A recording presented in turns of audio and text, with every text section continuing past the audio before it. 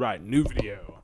It's only been a few weeks since the last one. I am on a roll here. I say that to myself, but like I can't even read a script without having a teleprompter off to the side. So if you see me looking off to the side, that's because I'm trying to keep on track. And if I can't keep a consistent upload schedule between videos or a consistent type of content, I guess I would say that my content falls under the loose vibe of a commentary, if I were to call it that. But I can at least have a more consistent setup, so from now on, expect a little something what looks like this. Yeah, I'm stealing a bit from Funky, where I have a green screen where I can put whatever I want on there, but I'm pretty sure I'm not the first person on YouTube to commentate on things with a green screen. Aside from that, the wall idea didn't work, so we're not doing the wall idea ever again. It's gone. Don't worry about it. Oh shit, it's on the screen behind me, isn't it? Fucking hell, look how bad that thing is. So, what are we talking about now? What is the thing I have pondered upon for roughly 2 to 3 weeks, depending on how long it takes me to edit this video? And that to my 24 subscribers is Karmen Rider. Cue the theme song. Karmen Rider is a show created by one of the founding fathers of manga, one Shotaro Shinomori. I always have to look at the script whenever I read his name. Karmen Rider is a show about well, it gets a bit complicated. In the show's first era, the Showa era, it was mainly about being a cyborg bugman who knows karate, and the horrors that come with that. And that's just talking about where the powers come from. Oh, you thought that normal man who rides motorbikes and happens to be compatible with the belt what allows him to transform into fives was just a normal man? You would be wrong, but there is no shame in thinking that. Most of them are just normal people, and they just get a belt what makes you into a cyborg bugman. But depending on the season, the barrier to entry is much higher, like dying, being put into a battle royale, or being a gamer.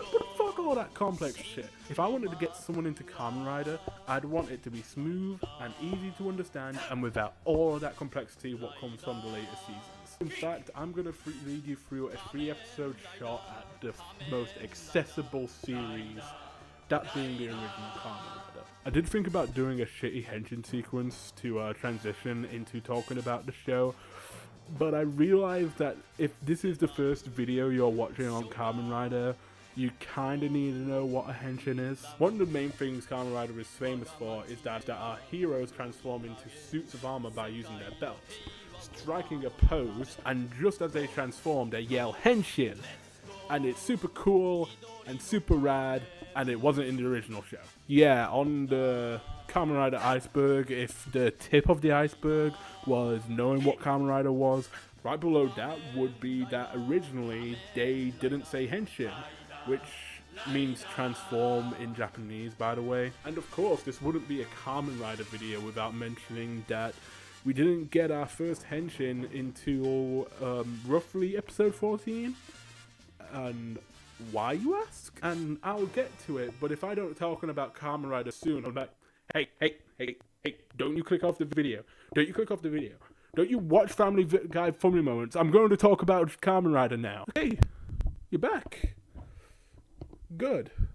So jumping right into it. So after our iconic intro sequence, which the music from that I've probably been using while I've been yapping, we get to our opening shot on some daisies and the title, The Eerie Spider-Man. Wait, you telling me Japan/Toei did Spider-Man 7 years before their deal with Marvel in 1978? Introducing. First villain of the series is... Ew! What is that? That's Spider-Man? Yeah, that horrific thing is, Spider-Man. But who cares about that? We've got motorcycles, baby! Woo! we are introduced to our protagonist, Takeshi Hongo, and his motorcycle mentor, Mr. Tachibana. We learn that Takeshi is practicing for the Grand Prix, but Tachibana isn't that impressed with his time, so Hongo agrees to do another lap. Through Tachibana's inner monologue, we learn that Hongo is a bit of an overachiever.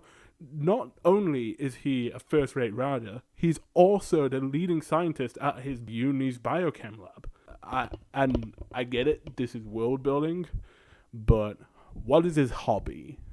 Biochemistry? Or riding sick motorcycles? Hell yeah, baby! It's definitely riding sick motorcycles. Yeah. During Hongo's lap, we see Spider-Man. Oh my god, every time I see Spider-Man, I just picture Japanese Spider-Man. We see Spider-Man is still stalking Hongo, like he was doing in the opening shot. And watch this.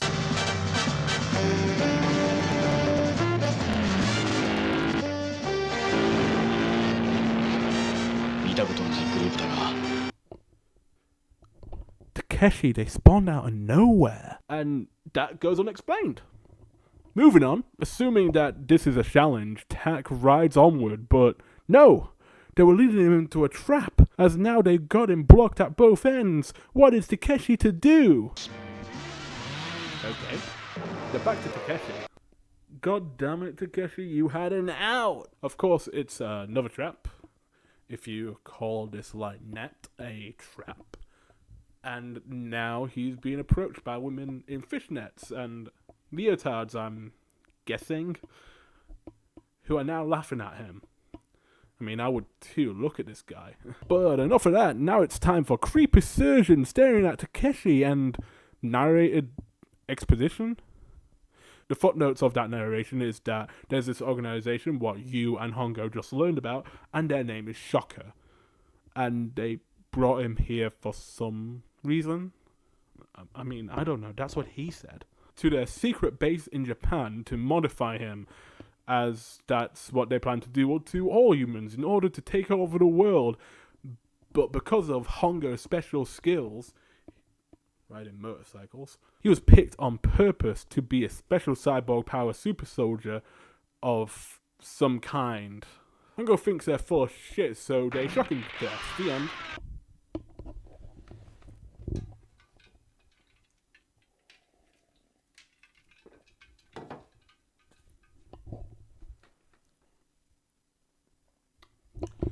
No, actually, before they hit him with enough volts to fry a man, they imbued him with the power of wind.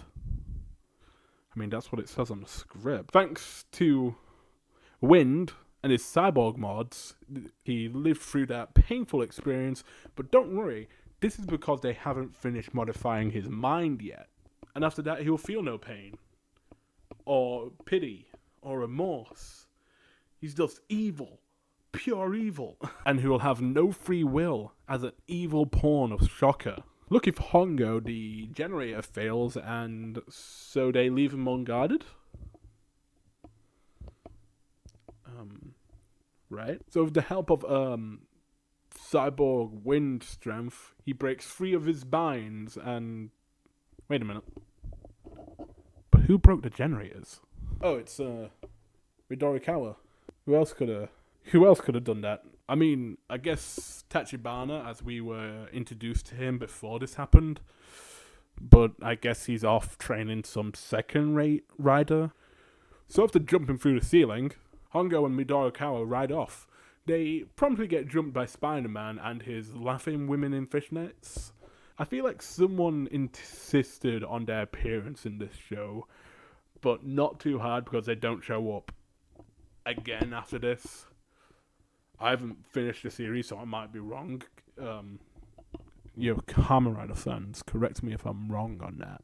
And a little note I put in here is that the late Kiyoshi Nanamura's delivery of the line Hongo is just excellent. He really sells how worried about Hongo he is. How worried he is about Hongo's safety. That makes more sense. The women take Midorikawa to their boss Spider-Man.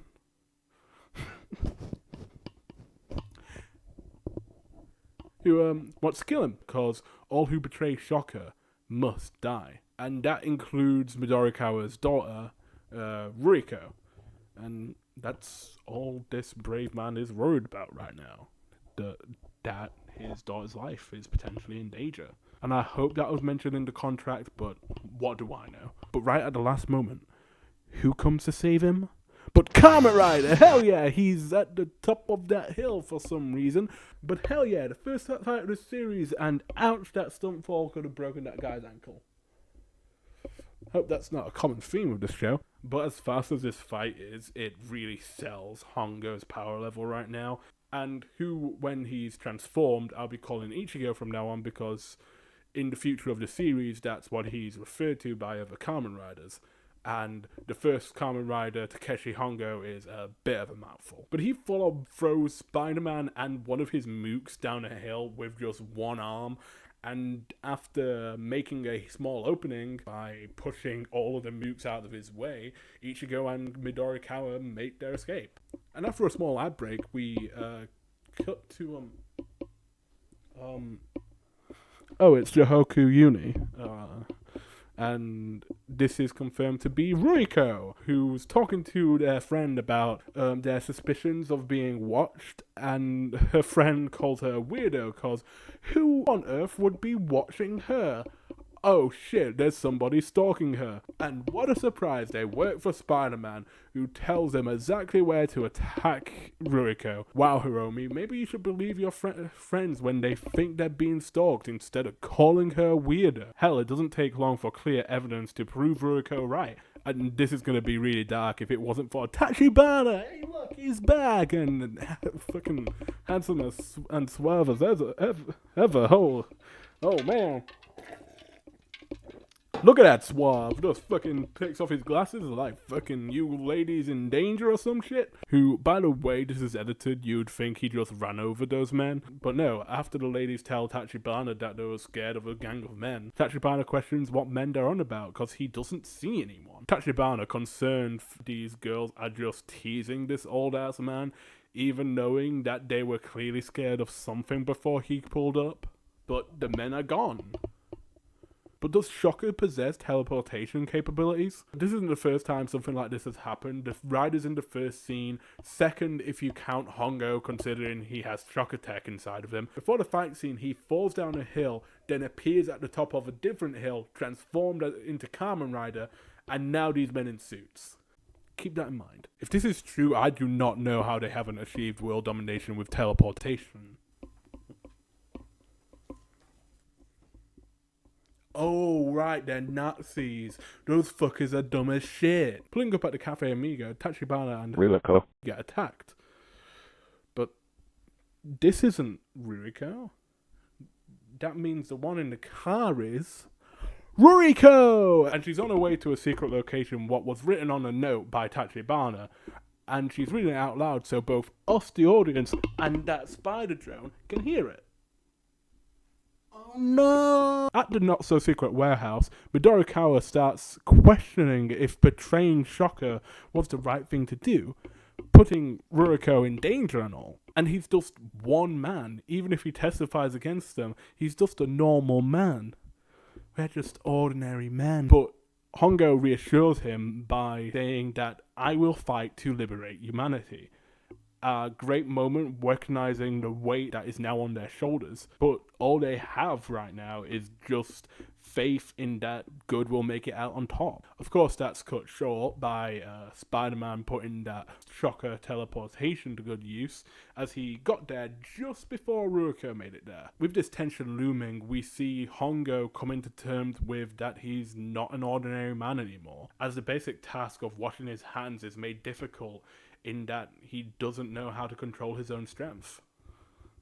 Much like Spider-Man. Ruriko now stood right outside. In fact, the only separation between them is just one door. She overhears Hongo asking Midorikawa about his cyborgification. And Hongo learns that not only is his cyborgification permanent, it's all Midorikawa's fault, as he was the one to recommend Hongo to Shocker. Right at this moment, Spider-Man takes this as his opportunity to strike. As Hongo tries to help free Midorikawa from the webbing choking him to death, Ruriko steps in to see this.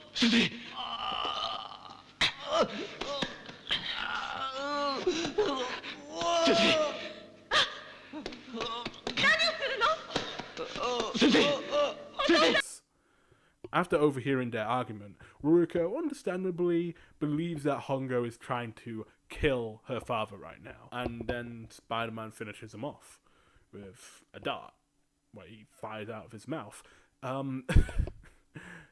This death scene is horrific because of its simplicity. He dissolves into bubbles, and that goes on until there's nothing left of him. No memories, no evidence to be found, just that ways Shocker's evil plans stay secret.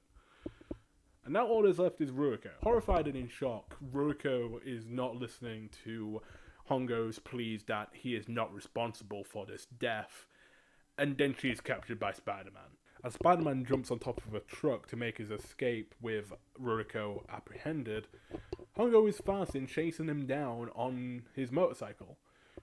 Side note, his bike is called the Cyclone, and technically it's two bikes. Right now it's a Honda SL 350K1. But during Hongo's first henshin sequence, we see the bike transform with him into a modified Suzuki T20. As well, he relies on it to generate the wind to transform on his way to the second fight of the series. And boy, that henshin was fucking rad. Look at the bits of the bike move into place, and the dress change hidden between cuts, and the eyes glow at the end. How are you not invested? Await the fight. As Spider-Man arrives, we see Ichigo is already there, and Spider-Man declares that they will finish Ichigo off. We can confirm that Shocker definitely uses teleportation, as these men and their weapons appear out of nowhere. And maybe they have hammer space too, but I don't know or care, cause look, it's the fight. Look at these cuts and the editing to show how overwhelming this would be. And Ichigo is outnumbered, but not outmatched, using their weapons against them, and within seconds he has defeated all 11 of Spider-Man's goons. I'm not going to use that word again. And if we were keeping track, technically he only defeated 10 as Spider-Man kills 1 via friendly fire. But all that aside, this fight is really fun and exciting to see a full display of power of the Karmen Rider.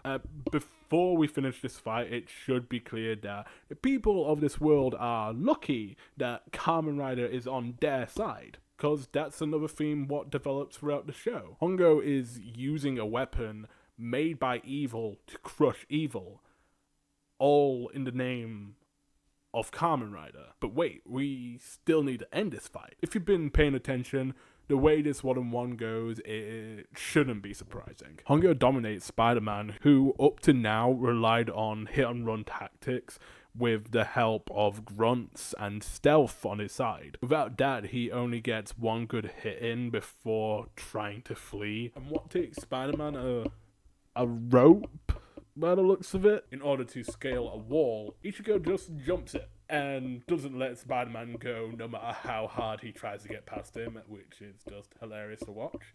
And after this amazing bit of fight choreography right here, I'm going to give me a bit more time to loop this one bit over and over again so you can understand how much I like this one shot. Spider-Man is defeated with a rough-looking rider kick. It's the first episode, come on, give it some slack. And Ruriko is saved, and wait a minute, Tachibana rolls up in his car? I guess he knew where to look for it, but damn, that was fucking fast. And after checking if Ruriko is okay, Hongo is left to get back on his bike, I guess. I mean, I guess that's what he's going to have to do. And what the hell? This is the most unnecessary narration I've ever heard. He literally just recounts everything we've learned up until now, and it's almost like they're doing this just in case the kids who are watching only paid attention for the fight scenes, which there were 2 of in this episode, and then missed everything else. But, like, come on, trust their intelligence. That's it. that's episode 1 of Karmen Rider. This script is getting long. As of writing this, it's already 2,501 words, and I still have to cover 2 other episodes, so I'm just gonna make them their own 2 separate videos. But for now, my name is Geoff, and just like it says on the screen, to be continued. No, Dexpanel said he wants to go out for a drink, so instead of dealing with this narration bullshit, go for a drink.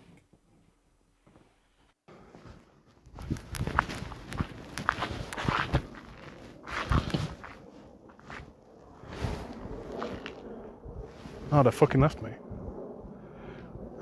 Well, that doesn't solve the fact that Karmen Rider ends with a stupid fucking narration. Oh, guess I get my own narration for this video. Sweet. Well, guess I've got to walk myself home then.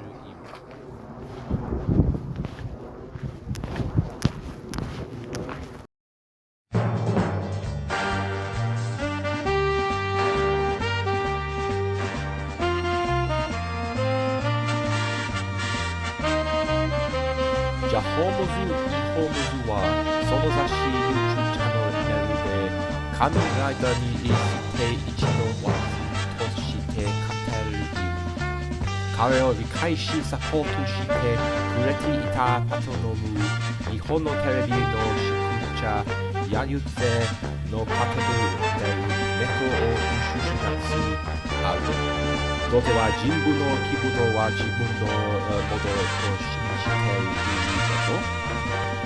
彼は YouTube でフォロワーを獲得できるでしょうかそれは YouTube のアルゴリズムによって決されます。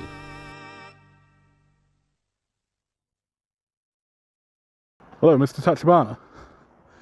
Yeah, if you ever invite me for a drink again, I'm not going to go because you just left me out here. I don't care if you have to get her back to hospital. We saved her. It was all good. Everything was fine. But then